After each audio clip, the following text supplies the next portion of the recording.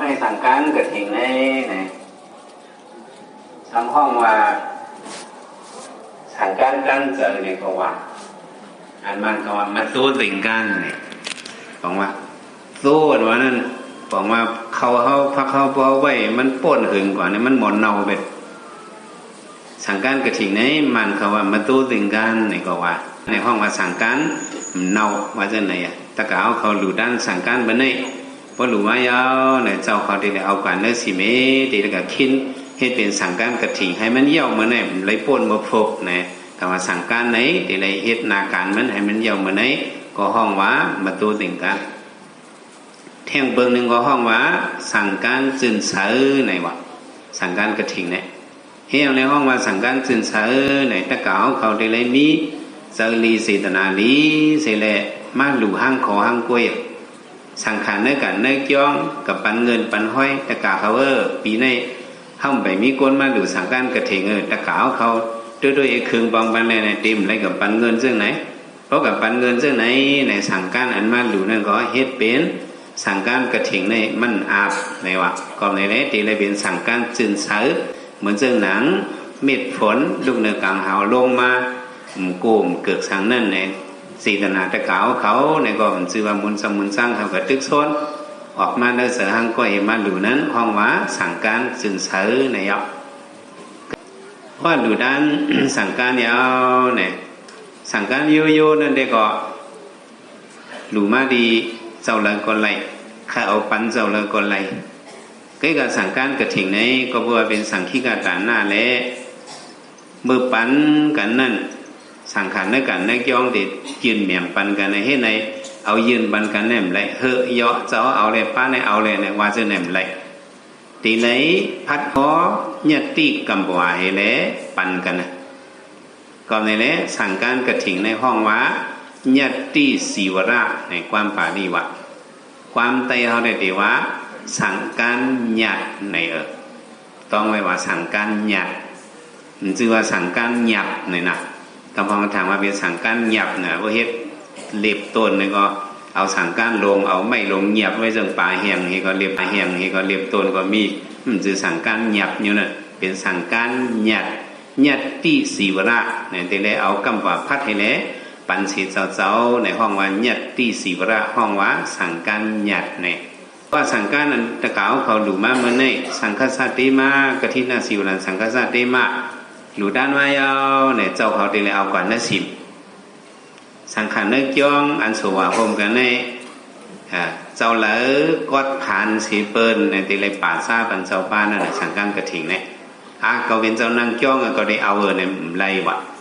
เจ้าเหลือสังการกอดเห็นอันเกี้ยนสีเปิ้ลก็ย้อนเอาอะไรอยู่บ่ย้อนเอาในก็สังขารเจ้าตั้งน้ำตีเลยพร้อมเพียงกันเอเล่ตีเลยเอาเนื้อตีกำบัวพัดเอเล่นอกปันมันเจ้าในห้องว่าในเป็นการสังขารเจ้าเขาก็เป็นเช่นนั้นแหละโอ้ปานเอาในเจ้านั่นก็มันเดี๋ยวเลยเอาสังการอันตะกาวเขาดูนั่นเฮ็ดเป็นสังการกระถิ่งแต่ที่เฮ็ดเป็นสังการกระถิ่งในมีสังการ3 ผืนอันเฮ็ดไรสังการยานเขาได้มีเกาเมียวก็การอันเฮ็ดไรสังการกระถิ่งในมี3 ผืนสร้างเปิงสั่งการเลี้ยวสั่งการกบใน3 ผืนในใครเอาผืนไรเฮ็ดก็ไรมันชื่อว่าตีแล้วเฮ็ดตั้ง3 ผืนเอาเฮ็ดผืนเดียวก็เลยเอาขิ้นกระถิ่งเนี่ยใครเอาสร้างเปิงก็ไร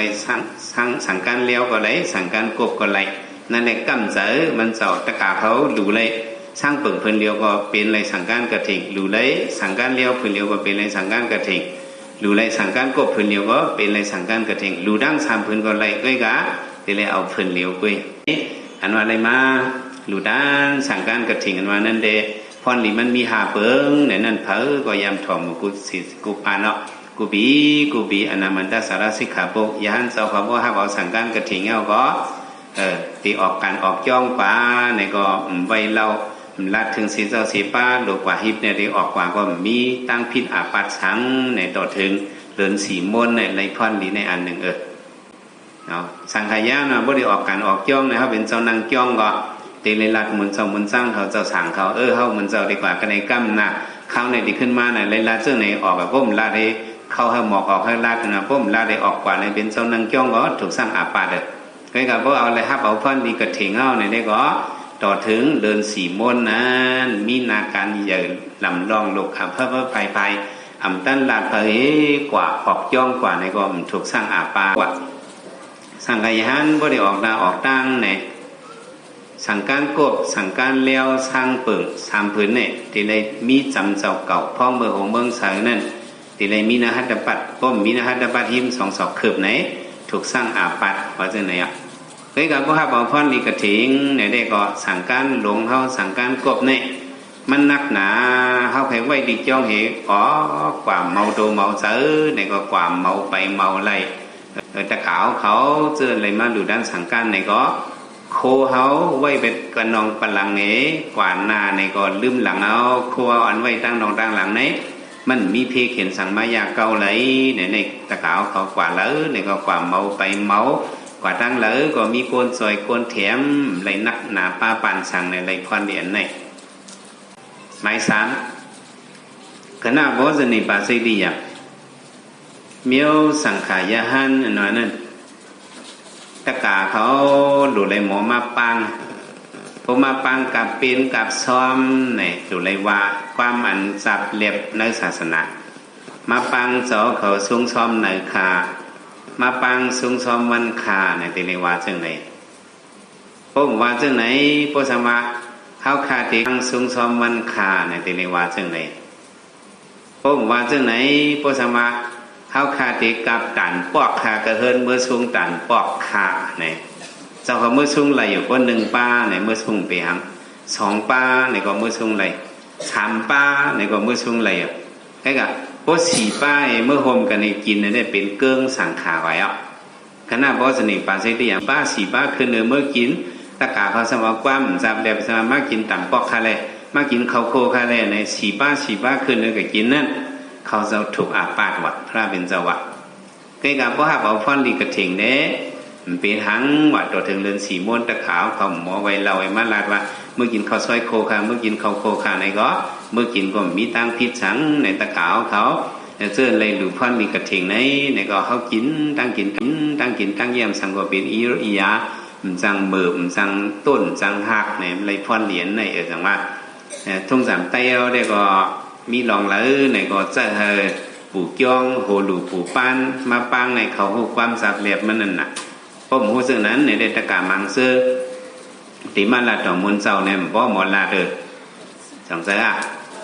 บ่หมอลาดเนาะติมาลาดต่อมุนเจ้าเขาได้กวาดเลยค่าในมันบ่เข้มเจ้าเช้าเขาได้จวดเลยค่าได้ยกกิ้งตั้งเลยค่าเจ้าเช้าเขา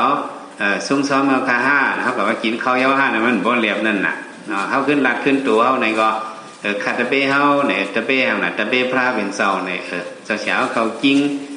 รับดีอยู่ค่าห้าเนี่ยประมาณเช่นไหนชอบตีนำค่าห้าสบายนำห้าเนี่ยเป็นความบนเจ้าตีเลยตีนั้นเท่าหลุมหมอลัดแมวเขาจุ่มก็มาลัดตัวเจ้าเขาว่าเขาก็มาลัดพึกลัดหมอลัดอันหนาแก่เนี่ยไปหาลัดเลยเนี่ยพึกลัดช้อนบันเขาเผื่อช้อนเลี้ยวเขาเดมือเขาสมหมอลัดป่นเอาสมาจังหือมาอุบเจ้าเช้าก็หือเงาความในศาสนาก็หมอลัดมาต่างๆเอาเพราะไหนคาตะกาวเขาข้าไม่ออกเขาตีจ้าก่อนข้าเนี่ยเจ้าเขากำจังว่าจ้าลอยๆลำไม่ออกเลยก็เห็นนั่นแหละแต่ว่ากันหน้าบอสนิปาสิติยามในโลไรหมอลัดความในศาสนานั่นนะไม่สิยาวัฏฏะสิวระสั่งการอันเมื่อก่อนนั่นเนี่ยเจ้าย่านเขาพอดีหาสั่งการไหนมันมีอันเยี่ยมเย่อย่อมเย่าเจ้าหนังตีเหลียวเนี่ยเจ้าเขาเลยก็เก็บแผ่นปิดแผ่นปอดแผ่นยิกแผ่นยอกหนึ่งคืบหนึ่งจ้อมาในมักกู้ไปเฮ็ดเป็นสั่งการกุ้งจ่าไปเฮ็ดเป็นสั่งการปั้มสกุยนุ่งไว้อะข้าวยามหาแผ่นสั่งการตียุกยักตีป่าเหี่ยวเตียนเวียนก้นตายนั่นพระเป็นเจ้าไว้ปัน10 วันไงหลายวัน10 วันอ่ะเพราะหาอะไร10 วันอะไรสร้างเปิ่งพื้นก็ตีเลยเย็บเฮ็ดเป็นสร้างเปิ่งพื้นในนุ่งอันนั้นเพราะ10 วันตีหม้อแต่ได้เย็บสั่งการหนึ่งพื้นก็ไรในแผ่นอันหามันนั่นตีเลยจูนแปดพระเป็นเจ้าอ่ะอย่าไปไว้แต่เยาวสิจูนแปดกับไว้หิมเงาไม่กับไว้หิมน้ำหมอกับไว้หิมตาน้ำ วกกับจุนเป็นจะมีอย่างหลานเนี่ยเขาหามาเลยเกามือ10 วันมันบ่เลยนะเหมาะสีเจ้าสีป้าก็สำตึกตีหามันไปเต็ม10 วันไหนมันมาหันเขาจุนเป็ดนั่นไหนก็มันขึ้นเอานั่นในกะเย็บเฮ็ดสั่งการในมือปันพระเป็นเจ้าในตาเด่นนุ่งไว้นั่นเลยเฮ็ดในเกลิดกว่าว่าจะไหนในวิกัปนาบ่มเต็ม10 วันบ่เต็ม10 วันเลยไปเต็มทนในก็เลยเฮ็ดวิกัปนา8เลยจุน8ว่าไปก็บ่ทับเอาพรลีกระถิงเอาในได้ก็10 วันหรือกว่าก็สัมหาเลยแทงอยู่ในเลยพรเหรียญในตะกาวเขาในก็โคเฮาหมังเมียวได้ซื้อเห็นหลองไว้ฉะนั้นนั่นก็มันจางลุ่มจางซุ้มเขียนลงหาเปิงก็มันจางยากเก่าในมันเลยพรเหรียญในกับไผ่ก้นกาก้นขายในก็มันมีพรเหรียญในหมายหะโยสัตตะสิวโรปัดาสิขาโปวะโคของอันเปิ้นหลู่มาตีสังขาหลู่ดีพะก็เมื่อนั้นในการในย่องในสังขารเที่ยวมาดังนำสังขารสัตว์ได้มาเอามาดูคุณดาสังขารดีค่ะเนี่ยอันมาดูด้านสังขารเนี่ยมันเสียงกูเจ้ากูป้าโคสังขารเนี่ยมันเป็นโคผุ่งโคหมูจุ้มเธอยิบกูเจ้ากูป้าเก้ยกะว่าสังวันในย่องเก่งตุงเฮาในเฮาสัมภาษณ์ไว้สังการกระถิ่งเฮาเลยพรดีกระถิ่งสังขารในย่องในเลยไว้พรดีกระถิ่งเจ้าเขาขาเกี่ยวเฮาอันโดดเจอโดดตื้อก็มีนำหนาขาโค่นมันมาดูสังขารในเฮานั่นกันในเกี่ยวในเดย้อนเอาเจอขาในสังขารก็เลยพร้อมบันเขาบอกว่าเลยมีส่วนเอายิบตื้อโคของสังขารอันนั้นบอกว่ามีลำดับผ้าน้ำว่าจังไหนเนาะตะกาวเขาในก็เจอเลยมาดูด้านสังการกระถิ่งในโหตองครั้งหางตองไว้ในก็ก้าตอกก่อมันมีส่วนมีหลับสังตื้อถี่ตื้อหวยเฮ็ดสังก็เมียดตบเน็บในไม่เป็นพรหลีอะไรดูด้านสังการกระถิ่งหาเปิงในเอามาลัดเนติเก็บมันมีหนังไหนนึงไหนเนาะ